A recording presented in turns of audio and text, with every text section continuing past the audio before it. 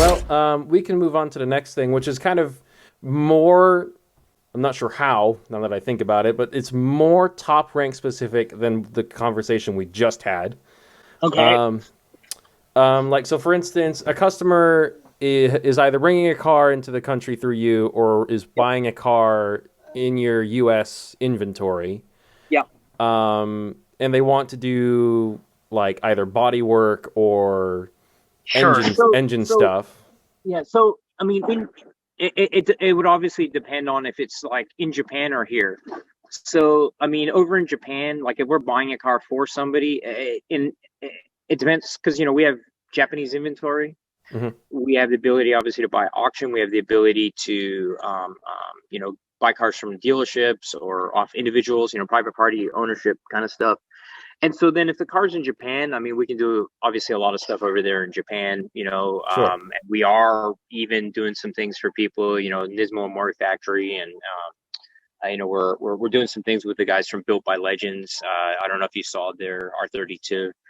Um, it's kind of a different deal, kind of a different topic, but, I mean, we generally don't get that far into it here in the US. Okay. We've built a couple of cars, done some stuff for customers.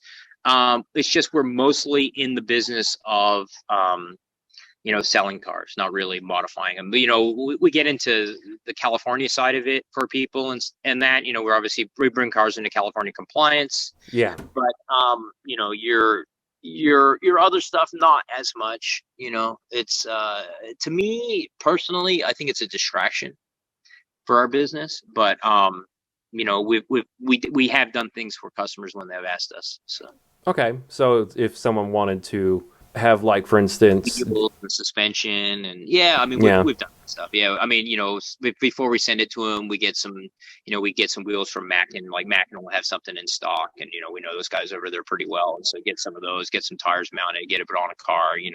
Somebody wants to put suspension on it. It's again, it's all possible. It's more of a case by case basis. Sure. It's not something that I to tell you the truth, most of the time it's more hassle than it's worth. There's a lot of effort that goes into those things. So, So you it know, really there's not like a there's a threshold somewhere that where it becomes we can do this too. You might want to take this to someone else, sort yeah, of thing. Yeah. yeah. I just, I mean, we may change our mind in the future. It's always a possibility. It's just, we're more in the business of, we're buying and selling cars Okay. and like modifying cars and doing things like that, and everybody's individual preferences on cars and things. Um, it's just, I'm not really set up that well for it. So Okay. I'd rather it requires a lot of time to do it. So to do it, right, so the customer's happy. So Yeah. And this one, I'll be perfectly honest. I didn't realize that you offered financing on any of your cars, but um, six it fifty or above, 10% down, history of payments. So we're actually hmm, we're working on financing some stuff that's still in Japan. okay. So now there's some weirdness with that. Obviously, I want to make sure like if we're doing anything that the customer's always protected and Yeah. insured and all that, and so that because anything can happen to us or to anybody else or all of that through. So I want to make sure like before we go too deep into like at first it would definitely only be previous customers. It wouldn't be anybody like a new customer. It'd be somebody who we dealt with in the past and we know pretty well. So and For a it's car something. from Japan. Yeah, I mean, like to finance like an R34 or something sitting over there, that kind of thing. Sure. Okay. Yeah, that makes sense.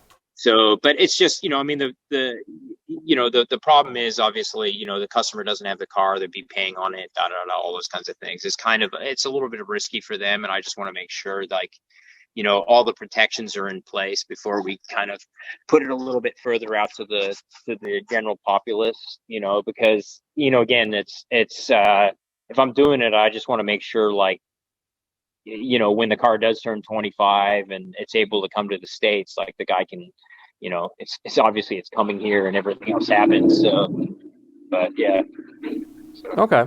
This is more kind of, you don't have to answer this if you don't want to, but what would be the most expensive car you've ever sold? Um, You don't even have to say. let's just say it's an R34. So, Okay, um, so, and yeah, R34, well over 300. So, that sounds about right. yeah. What would you say takes up the majority of your inventory at any given time, whether it's in the U.S. or Japan?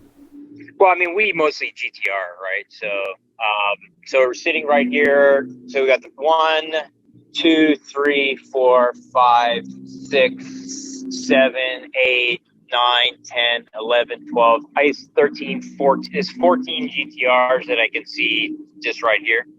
So, and we have about 40 or 50 cars, and we have a mix of other things, but mostly GTR. So, Okay. and that's R32, R33, R34, but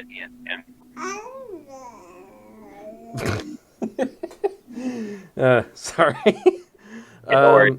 You already kind of covered this, that you sometimes, if you have parts in stock, you can install them for customers and stuff like that. Do you ever sell like motors or transmissions or components related to those? No? Okay. Not interested in doing it. Yeah. I have parts. I mean, I have stuff like windshields. But here's the thing. I have more GTRs than most people, and I have customers to support. We've probably sold at least 10% of the GTRs in the US, something like that. All the cars that are here. And so the thing is that I need to be able to support my customers. And so if you're Sure. not a customer, I don't really want to support you. I mean, it's a harsh truth for some people, but the truth is, if you've spent your money with me, I want to make sure I provide you a better service and I have all the things that you want or need, Right. versus some guy who went to somebody else and bought a car cheaper and now needs all these parts because the car he bought was a piece of shit. Right. So, I'd rather, if my customer gets in an accident or whatever, gets rock chip or whatever it is, I'd rather make sure I have those parts to support him. So, Right. same thing with, engines, all those other kinds of things. There's places that sell engines. And again, anything that I have, I'm just not really interested in doing it because it just doesn't make financial sense for me. So Like you said before, it's more kind of like a distraction. it is a distraction. Yeah. So, again, I have stuff, but I'd rather just point them to other people. Here, go here and buy it off of them. So, Okay.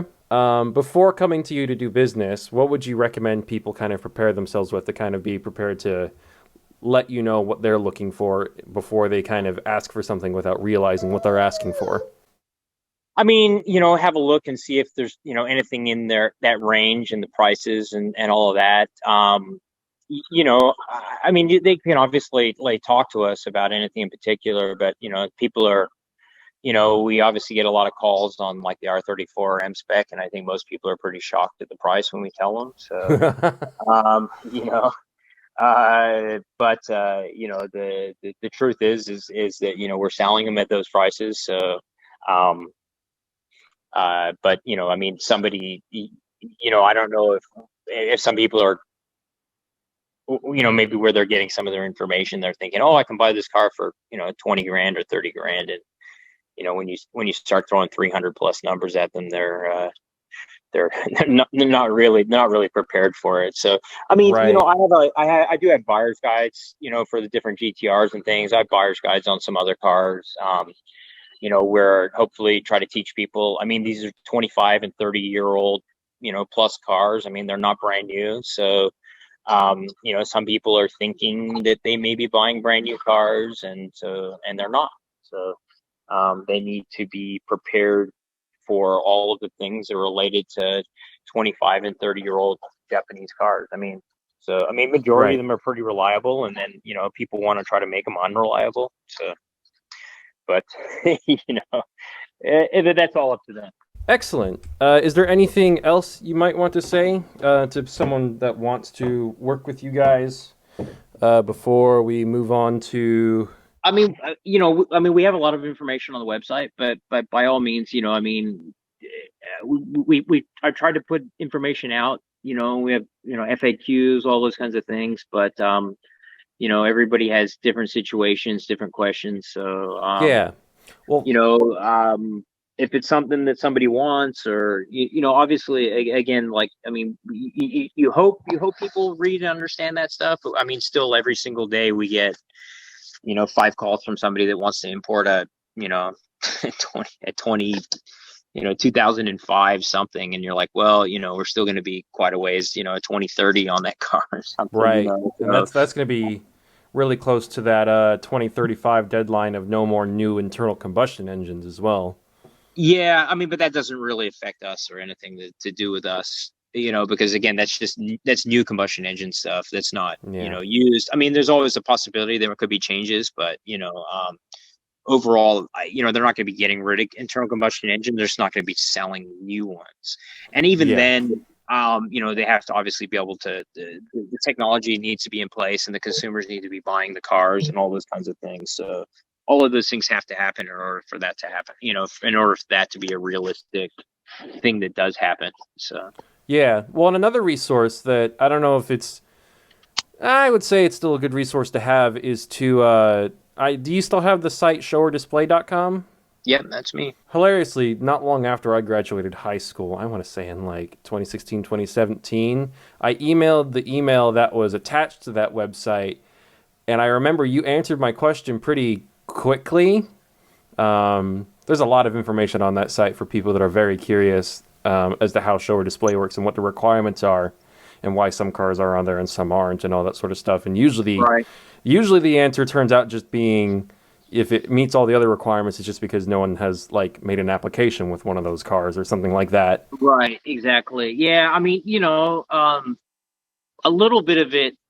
You get these questions from people, but why? But why? And you're like, well, because it hasn't been done. And it's like I can't explain to you exactly why. It just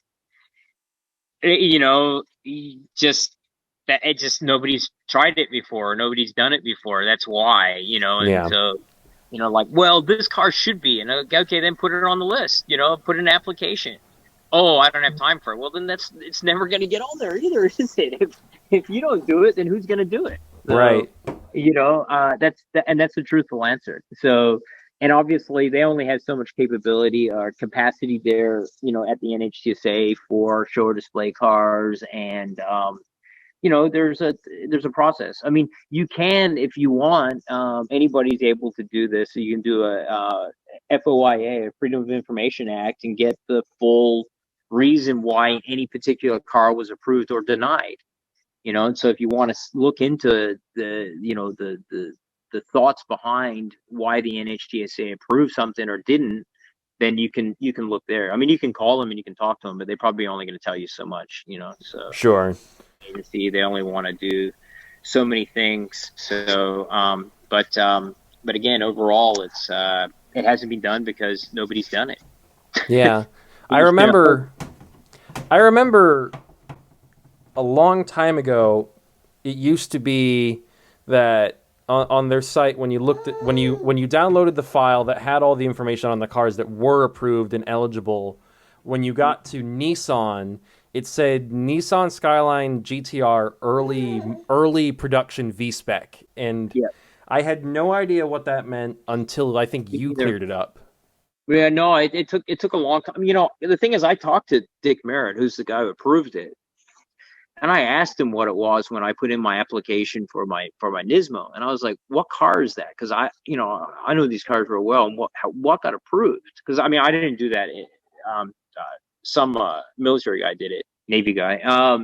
Because I have the FOIA on that car, on the Midnight Purple car. So on the early v-spec early edition. So somebody put it in, the NHTSA approved it. Why did they approve it? Because they did. Right? Some Right. people want every some people want every answer like exactly laid out to them, and it's like, if you want to. It's up to you. You know, you go and you find all that information. You talk to the NHTSA, you file FOIA, and you'll get all that information exactly why they did it. So if it's that important to you, you can find it out.